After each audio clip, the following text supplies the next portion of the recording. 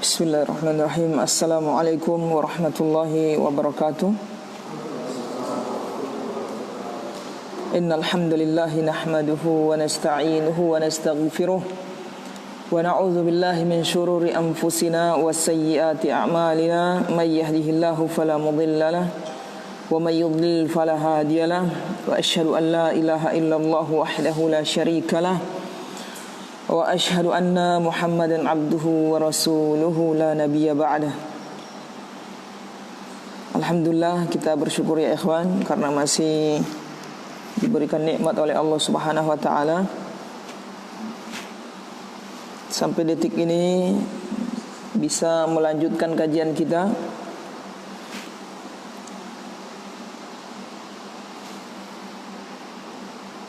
Malam ini kita akan belajar ilmu fikih. InsyaAllah akan melanjutkan kajian yang sebelumnya. Pada pertemuan yang sebelumnya, yaitu kita masih dalam bab toharoh, bersuci. Masih dalam bab toharoh. Kemudian kita sampai pada bab najis, pembahasan tentang najis. Masuk dalam pembahasan tentang najis. Taib, sebelum kita baca kitab yang ditulis oleh Syekh Amir Bahjat hafizahullah ta'ala ini, kita akan sampaikan buah atau keutamaan dari belajar ilmu fikih. Buah thamarah, keutamaan dari belajar ilmu fikih. Perlu kita ketahui bahwasanya suatu ilmu itu untuk mengetahui keutamaannya, diantaranya dengan mengetahui buahnya, pengaruh buah atau keuntungan yang kita peroleh dalam mempelajari ilmu tersebut. Ilmu fikih ini tidak usah kita ragukan tentang keutamaannya, karena melihat buahnya. Apa buah dari belajar ilmu fikih? Pak Irsandi?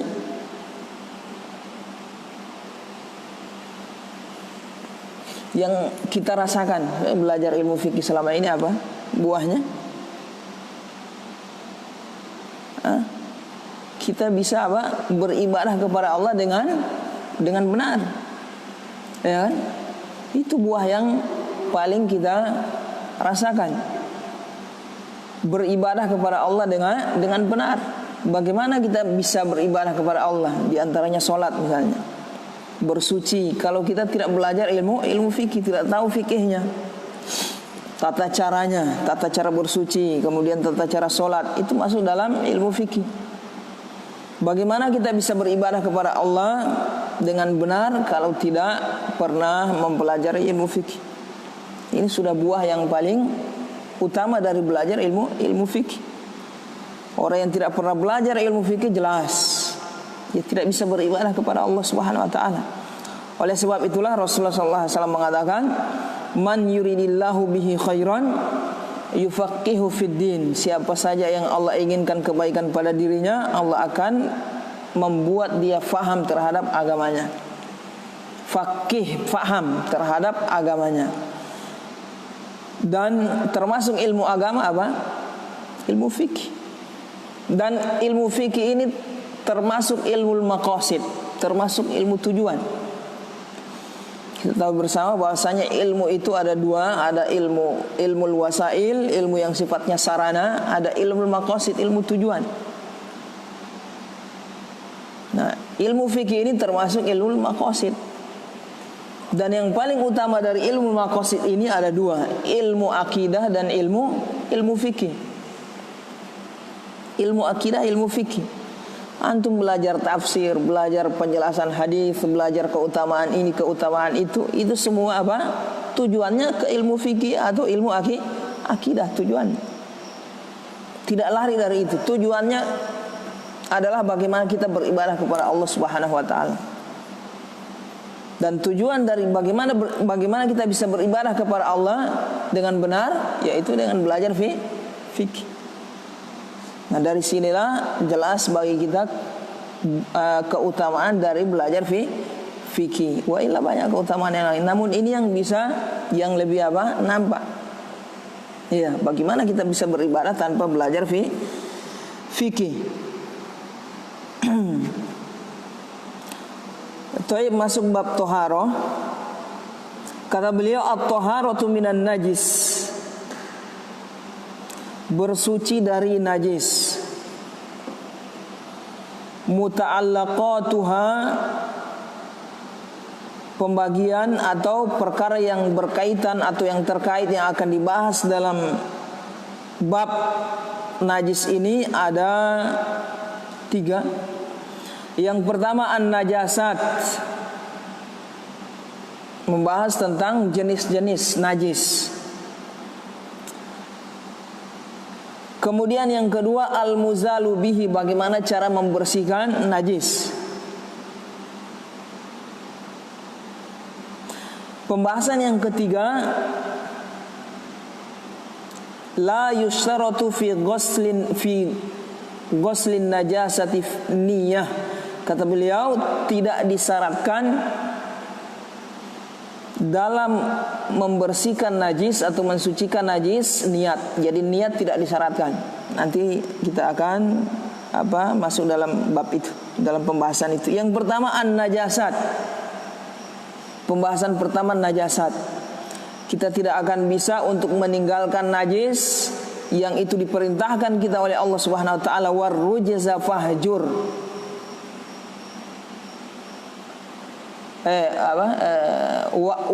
Wa thiyabaka fatahhir, dan pakaianmu fatahhir, maka sucikanlah dari najis.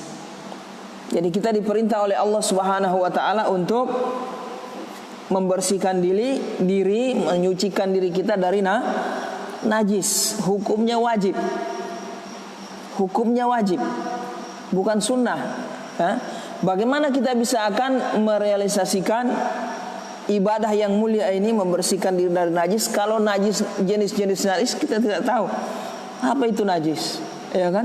Nah, ini perlu kita ketahui. Ingat, di awal kita belajar ilmu fikih di sini, yang kita pelajari ini fikih dalam mazhab apa? Mazhab Hambali. Jenis yang pertama al-baulu wal ghaitu min ghairil ma'kul. Kincing dan kotoran hewan yang tidak dimakan dagingnya, hewan yang haram dimakan dagingnya.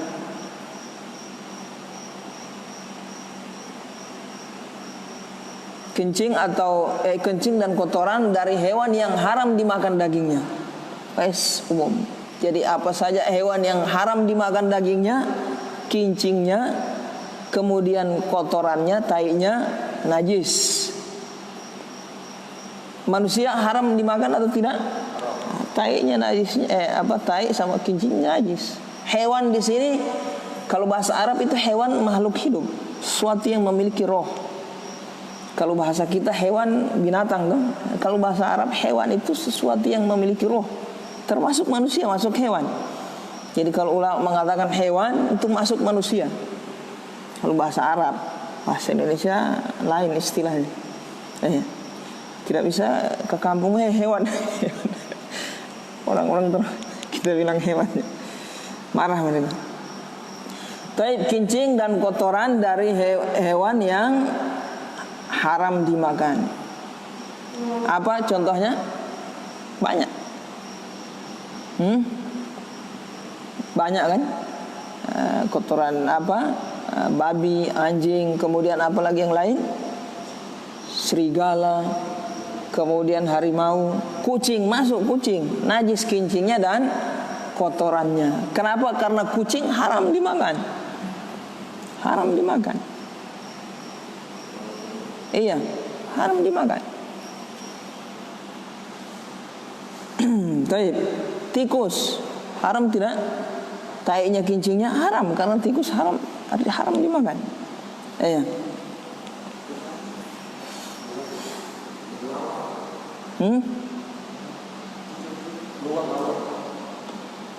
Apa itu? Kelelawar. Kelelawar ini masuk hewan yang menjijikkan ya. Masuk haram dia. Kelelawar. Orang lihat modelnya jijik. Taib. Para ulama menyebutkan termasuk hewan yang haram dimakan, hewan yang menjijikkan. Taib. Jijik bagi orang yang fitrahnya masih bagus. Paham ya? Karena ada sebagian orang tidak jijik, ya kan? Orang-orang yang biasa di pedalaman itu semua yang 4 kaki dimakan, ya kan? Kelelawar disingkat, semua dianggap tidak menjijikkan. Tidak, yang ukuran di sini ukuran orang yang fitrahnya masih bagus, masih lurus. Para ulama menyebutkan yang jadi patokan orang Arab. Al-Quran turun itu ketika menyebutkan sesuatu yang haram, wa uhilla lakumut thayyibat wa uhilla lakumut thayyibat wa hurrima alaikumul khaba'ith, diharamkan bagi kalian yang buruk-buruk. Lakum itu kembali kemana itu? Siapa yang dikhitab, yang diajak bicara? Para sahabat orang apa? Orang Arab. Ini termasuk disebutkan oleh para ulama, termasuk kekhususan, keistimewaan orang Arab itu banyak dibanding dengan suku-suku yang lain. Makanya Nabi Muhammad orang Arab. Ini yang tidak dimiliki oleh suku-suku yang lain. Taib.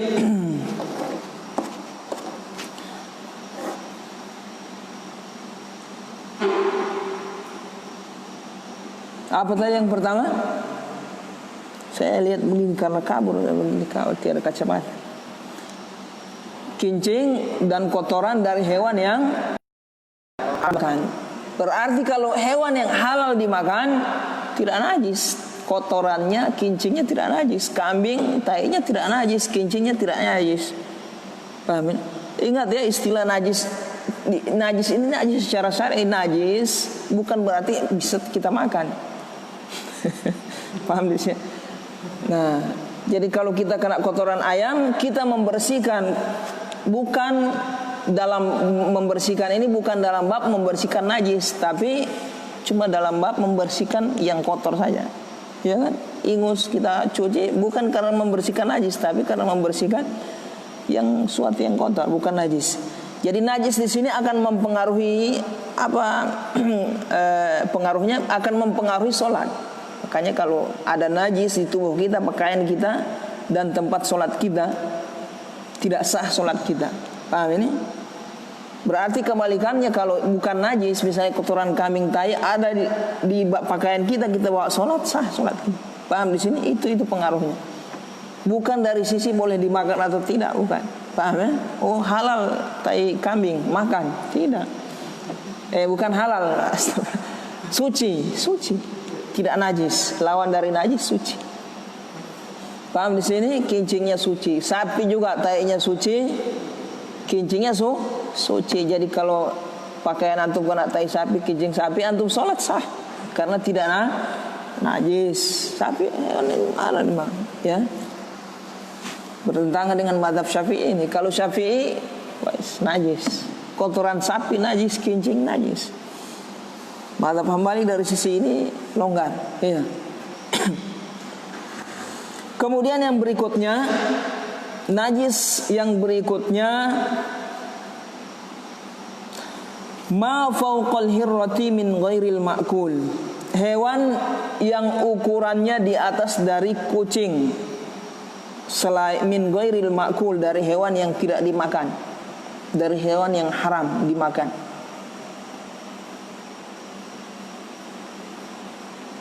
Ini masuk najis. Artinya apa? Hewan yang seukuran kucing ke bawah itu suci, tidak najis. Seperti apa? Tikus. Tikus tidak najis. Kapan dia tidak najis? Kalau masih hidup. Jadi ada tikus antum pegang, tidak wajib antum cuci ya. Karena dia tidak najis selama masih hidup. Tapi kalau dia sudah mati, jadi bangkai najis. Berarti masuk hukum bangkai lain. Bangkai lagi lain jenisnya, najisnya. Selama dia masih hidup, kucing masih hidup tidak najis. Tapi kalau mati kucing, najis. Tidak bisa.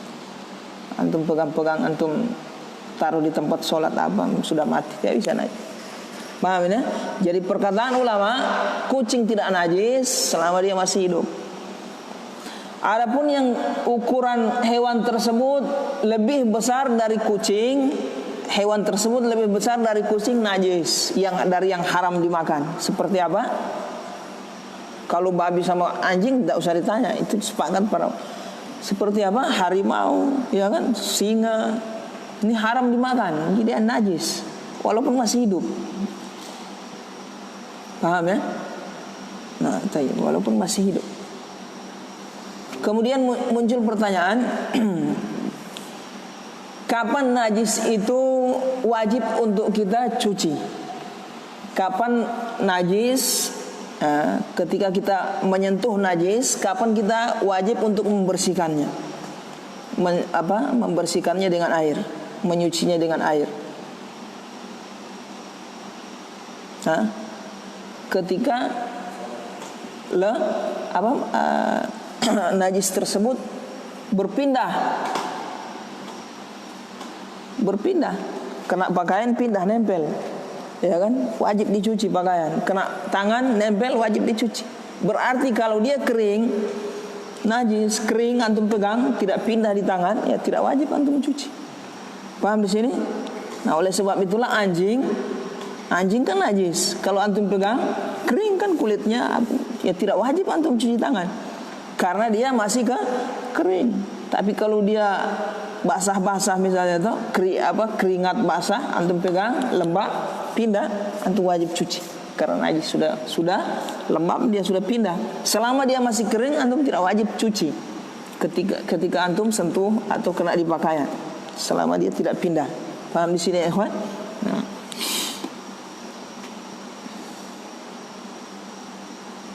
Kemudian yang berikutnya al-qai, muntah.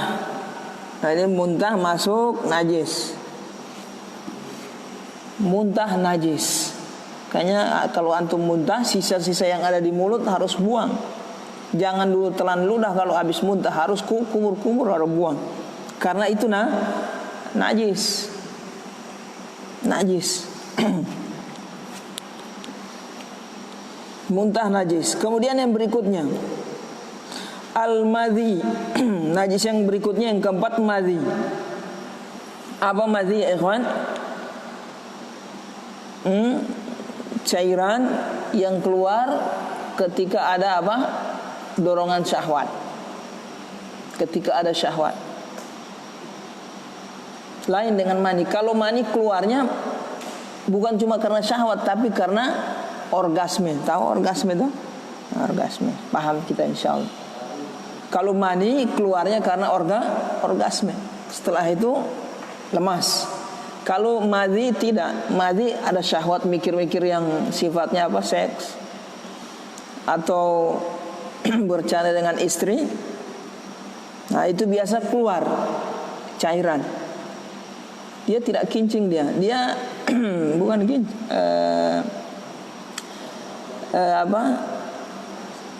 Hampir mirip dengan mani, bening. Kalau mani kan kental sekali, dia tidak. Nah, jadi perlu kita ingat, madhi keluar kalau ada dorongan syahwat. Ya, biasa muqaddimah berjima misalnya, muqaddimahnya itu bisa keluar deh. Paham sih? Oleh sebab itu mani, penjelasan para ulama, mani itu najis atau tidak? Mani suci. Kapan dia suci? Ketika dia masih murni mani. Artinya kalau sudah tercampur dengan madhi, najis. Paham ya? Jadi kalau antum keluar misalnya mani kan, muqaddimah jima atau kemudian keluar, jangan antum bilang suci itu. Kenapa? Karena bisa jadi tercampur dengan madhi. Sebelum keluar mani biasa madhi dulu, kemudian nyusul mani, tercampur jadi najis. Paham ini? Jangan mani tidak najis mutlak, tidak. Kapan dia suci? Kalau dia masih murni air mani, tidak ada campuran yang najis. Kapan itu? Kata para ulama, ketika kita sudah jima misalnya, sudah mencuci kemaluan kita bersih, mani bersih, tiba-tiba ada sisa yang keluar mani, ya kan? Nah, itu yang suci. Itu yang suci. Paham di sini madhi ya? Nah. Kemudian yang kelima wadi. Wadi, kalau wadi dia bukan karena syahwat. Wadi itu karena capek biasa. Habis kerja yang berat, capek atau sakit, keluar. Mirip-mirip dengan madhi dia, cairannya. Itu najis itu. Kalau keluar wajib dicuci. Itu wadi. Jadi kalau madhi ada dorongan syahwat, mikir-mikir yang ini atau ada dorongan syahwat. Kalau wadi tidak, dia karena capek atau penyakit keluar wadi. Ngangkat yang berat, keluar. Biasa habis kincing, ada yang keluar. Habis kincing terakhir sisanya itu keluar, kayak lengket-lengket, itu wadi itu. Itu juga najis, wajib dicuci najis. Kemudian yang keenam, adamu wassadid wa yu'fa an yasirihi, darah dan nanah. Darah najis. Siapa yang mengatakan najis ini? Kalau darah ini termasuk sepakat para ulama, darah najis. Ada yang menyelisihi, ada berapa ulama yang menyelisihi, tapi ini termasuk pendapat yang syadz, ganjil. Darah najis. Darah yang benar najis. Wassadid, kemudian nanah juga masuk. Kenapa? Karena nanah itu termasuk darah yang membusuk. Berarti dia masuk darah yang membusuk. Sadid masuk najis. Wa yu'fa an yasirihi, namun dimaafkan atau ada rukhsah, keringanan hukum an yasirihi, kalau sedikit keluar. Artinya apa? Antum sholat ada luka kan di tangan, keluar sedikit darah atau nanah, itu tidak mengapa. Paham sini ya? Sholat saja. Tapi kalau darahnya banyak, ini yang tidak dimaafkan, tidak ada rukhsah, tetap wajib dicuci. Kemudian yang berikutnya, paham di sini darah ya ikhwan? Ini bukan cuma darah manusia, ini darah hewan juga yang mengalir. Darah yang mengalir. Antum potong kambing, darah yang ngucur keluar itu najis itu. Najis, tidak boleh dimakan, harus dibuang, ditanam atau dibuang. Najis itu. Pakaian, dicuci pakaiannya. Ya kalau cuma sedikit ya tidak apa-apa, sedikit. Tapi kalau banyak yang nempel, semua potong banyak kan, itu udah banyak. Ukuran banyak dan sedikit, siapa yang mengukur di sini? Orang yang fitrahnya masih lurus, orang yang normal. Kenapa? Karena ada sebagian orang darah sedikit dia bilang banyak. Banyak DP darah. Mana? Cuma 2 tetes. Ya kan? Ada orang begitu, tidak normal. Ada juga orang yang darah banyak, dia bilang, sedikit itu. Mana? Muhammad 1 liter, dia bilang sedikit.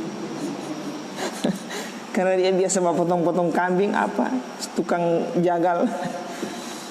Ini bukan itu, ukurannya orang yang normal. Kemudian al-khamru, khamar, minuman yang memabukkan. Minuman yang memabukkan najis. Mojito pinaraci, apalagi topi miring, topi yang tidak macam apa? Apa yang lain ini? Sebut-sebut. Basuh kah? Itu najis. Jadi kalau antum kena apa minuman yang memabukkan, minuman berarti kalau selain minuman, contohnya tanaman atau barang-barang yang kering, walaupun dia memabukkan tidak najis, karena kering kan tidak pindah. Ya, kering kayak daun-daun yang memabukkan tidak. Ini khamar, minuman. Kemudian yang keberapa itu lagi? Tadi keberapa? Ketujuh, ya kan? Khamar ketujuh toh. Kemudian yang kedelapan, al-maitatu illa mastufniya, bangkai. Yang kedelapan bangkai, termasuk najis. Wajib dari pakaian, dari tubuh kita, dan dari tempat sholat. Kapan wajib? Kapan kita wajib membersihkan najis?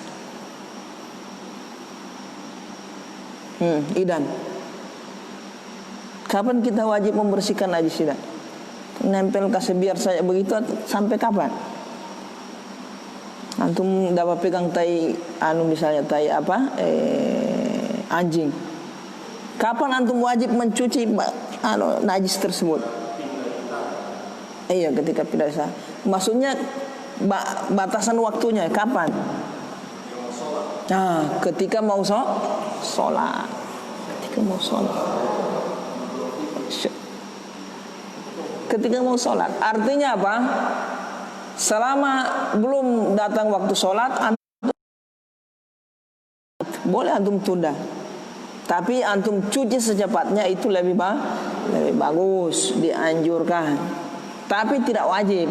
Paham di sini ya, ikhwan? Kapan wajib? Ketika sudah masuk waktu sholat. Antum mau sholat, tidak bisa ada najis di tubuh, di pakaian, di tempat sujud, tempat sholat.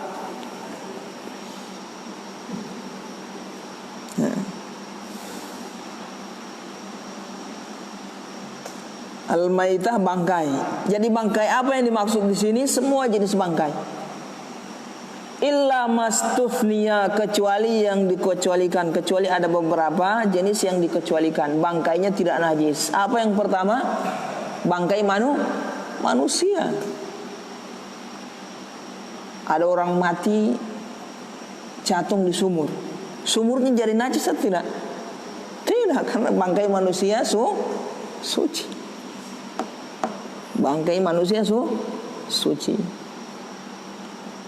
Ini bangkai, kalau kita bilang jenazah, ya istilah terserah mau bilang bangkai mau jenazah. Kasihan juga dibilang bangkai, jenazah. Itu yang pertama, bangkai manusia. Kemudian hewan laut atau hewan yang hidup di air, bangkainya tidak najis, suci.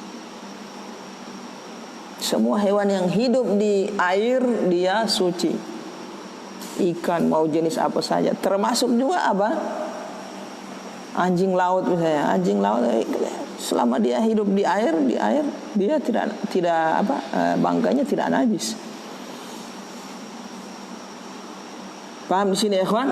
Hewan yang hidup di air. Kemudian yang ketiga, hewan yang darahnya tidak mengalir. Di sini kata beliau wahwal adami, bangkai manusia, wa mala nafsa lahu sa'ilatun, dan hewan yang darahnya tidak mengalir. Wa maitatu hayawanil bahar, dan bangkai hewan laut, hewan air, laut air sama saja. Ada 3 yang dikecualikan. Iya. Termasuk hewan yang darahnya tidak mengalir apa? Semut, bangkainya tidak najis, darahnya ada darah tapi tidak mengalir. Apalagi lalat, apalagi laba-laba, kecoa, itu tidak najis. Kenapa? Darahnya tidak mengalir. Cicak masuk tidak? Masuk, mengalir lah. Cicak kalau antum Antum sayat keluar darah, ya kan? Masuk mengalir, berarti cicak masuk najis bangkainya. Tapi selama cicak hidup tidak najis dia. Paham di sini ikhwan? Berarti dia masuk hewan yang ukurannya lebih kecil dari kucing. Semua hewan yang ukurannya seperti kucing atau lebih kecil dari kucing, dia suci selama dia masih hidup. Selama dia masih hidup.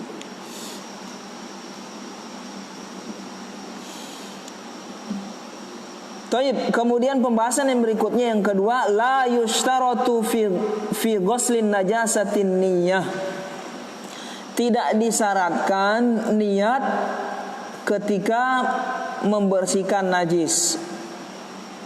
Ingat ya ikhwan, dalam semua ibadah syarat sahnya apa? Niat. Antum sholat ya niat. Angkat takbir saya begitu sholat tidak sah. Ya. Antum mau wudu tidak ada niat ingin membersihkan mengangkat hadas, sekedar cuci kumur. Nanti setelah wudu baru dapat ingat, aduh saya belum sengaja tadi mau wudu. Sah wudunya? Tidak sah. Nah, kecuali ada beberapa ibadah yang di sana tidak disyaratkan niat. Ada beberapa cuma sedikit. Tapi secara garis besar, secara umum semua ibadah dibangun di atas niat, tidak sah tanpa niat. Paham sih? Niat ini apa yang dimaksud? Bukan niat disebut, kalau disebut secara lisan nawaitu apa, itu bukan niat, itu lafaz bukan niat dalam hati. Baik, jadi tidak disyaratkan membersihkan najis pakai niat. Sekedar hilang saja najisnya, hilang karena ada orang bersihkan atau karena hujan, ya. Antum ada najis di pakaian, mau pulang ke rumah selama dalam perjalanan kena hujan tuh, sampai di rumah bersih. Apa antum? Wah, saya tidak ada niat tadi mau membersihkan ini najis ini. Berarti belum bersih najisnya, belum dikatakan suci? Dikatakan suci karena tidak disyaratkan niat. Tapi kalau ibadah yang lain harus niat. Kalau tanpa niat tidak sah. Ini termasuk ibadah yang tidak disyaratkan niat. Paham di sini ikhwan? Termasuk juga ibadah yang tidak disyaratkan niat, meninggalkan larangan. Seperti berzina. Selama orang tidak berzina, tidak bisa kita bilang dosa anak. Kenapa? Karena anak tidak berniat meninggalkan zina. Jadi tidak disyaratkan. Jadi bab larangan, meninggalkan larangan tidak disyaratkan, tapi melakukan perintah wajib ada niat. Makanya berwudu harus pakai niat karena dia melakukan perintah. Kalau membersihkan najis, bab meninggalkan larangan, tidak disyaratkan niat. Tidak berzina. Kenapa ente tidak minum mojito, minuman keras? Belum DP waktu. Kita kata tetap dapat dosa dia ini karena dia tidak niat meninggalkan minuman keras, tidak niat ingin ibadah kepada Allah. Tetap dapat dosa? Tidak dapat dosa. Paham di sini? Walaupun dia tidak niatkan, karena ini bab meninggalkan larangan. Tapi dia tidak dapat pahala. Dia tidak dapat pahala. Kapan dia dapat pahala? Kalau dia niatkan. Dia niatkan. Ada ketika ada ada seru ada dorongan ingin melakukan suatu dosa, dorongan ingin berzina, kemudian dia kekang dirinya, baru dapat pahala disertai niat, tentunya niat karena Allah, takut kepada Allah. Tapi sekedar meninggalkan begitu tanpa ada terbetik dalam hatinya meninggalkan karena Allah ini tidak dapat dosa dan juga tidak dapat pahala dia. Tidak dapat pahala dan juga tidak dapat dosa karena dia tidak bikin dosa. Ya, ini kebanyakan orang begitu, tidak mencuri, tidak berzina, kita katakan dapat pahala dia. Tidak. Karena malah tidak terpikirkan untuk meninggalkan yang dilarang tersebut karena Allah, karena niat ibadah, karena takut kepada Allah. Paham di sini ya, ikhwan? Jadi meninggalkan larangan tidak disyaratkan niat supaya sah. supaya dikatakan dia sah. Artinya apa sah tadi? Dikatakan seperti orang yang meninggalkan zina.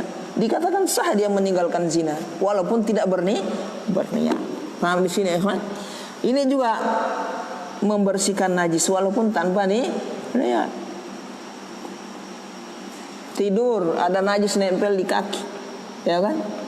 Oh, sebentar saya mau cuci dekat-dekat luhur tidur. Dan istrinya, aduh, ada najis ini, akhirnya dibersihkan sama istrinya, dicuci. Bangun bersih, sah? Sah. Baik. Ada pertanyaan?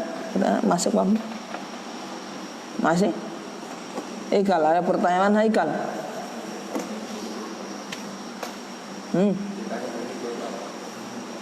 Ah? Bohito, bahasa Gorontalo itu bohito. Saguer. Kalau di sini apa captikus. Di Ampana captikus. Kalau di Gorontalo bohito. Masing-masing daerah punya istilah. Ada pertanyaan? Ilham. Ilham itu? Afan anak kabur mata, tidak ada kacamata.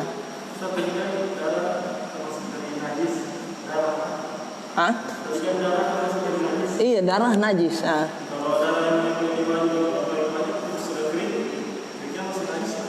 Gimana?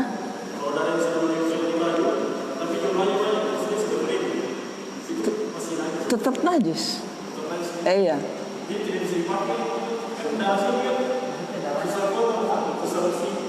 Oh, sudah dibersihkan masih warna-warna. Oh, tidak ada masalah. Kalau masih tersisa warna, sudah berusaha pakai baik clean, baik ini, baik itu macam-macam, tetap masih ada warnanya, itu tidak ada masalah. Ada bekas-bekas warna, tidak ada masalah. Yang penting sudah dibersihkan, tidak ada masalah. Yu'fa an yasirhi, dimaafkan itu. Baik, ada yang lain? Idan, ada pertanyaan Idan?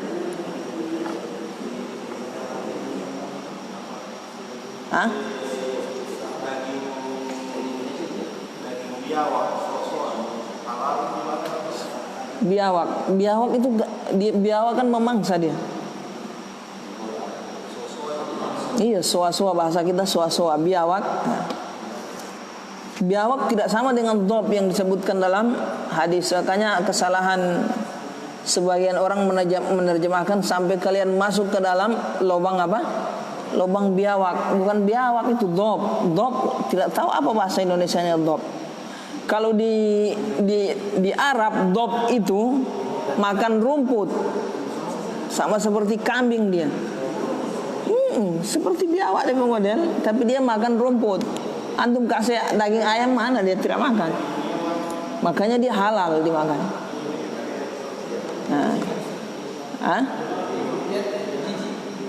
Tidak memangsa juga, biar antum pegang tidak ada taring. Giginya sama seperti gigi kambing itu. Bukan taring. Tapi kalau soa-soa, bahasa kita apa ini? Soa-soa biawak memangsa. Antum lihat itu lidahnya sama seperti lidah ular kan? Lidah ular. Ular haram. Ya kan? Haram ya najis, luwak itu apa? Dia makan kopi, kotor, tapi memangsa tidak dia. Tidak yang antum tanya ini apa ya? Yang luwak itu mangsa tidak dia? Ada taring memangsa. Jadi yang dilihat itu taring dia gunakan memangsa. Kalau sekedar taring-taring cuma tidak memangsa dengan taringnya, dia tidak masuk. Memangsa dengan taring. Makanya antum tahu hena. Kalau bahasa Arab doba namanya, doba, hena itu masuk halal dimakan. Dari ada sahabat yang meriwayatkan itu, doba masuk halal dimakan. Kenapa?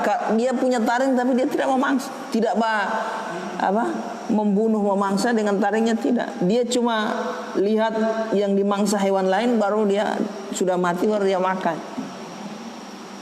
Hena. Atau dia termasuk hewan yang dikecualikan. Ada riwayat dari sahabat, hena itu dimakan. Tidak bisa dikiaskan hewan yang lain. Selama ada dalilnya ya kita.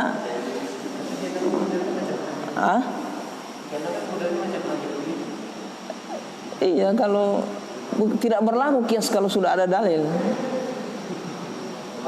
Kalau sudah ada dalil, kias tidak dipakai.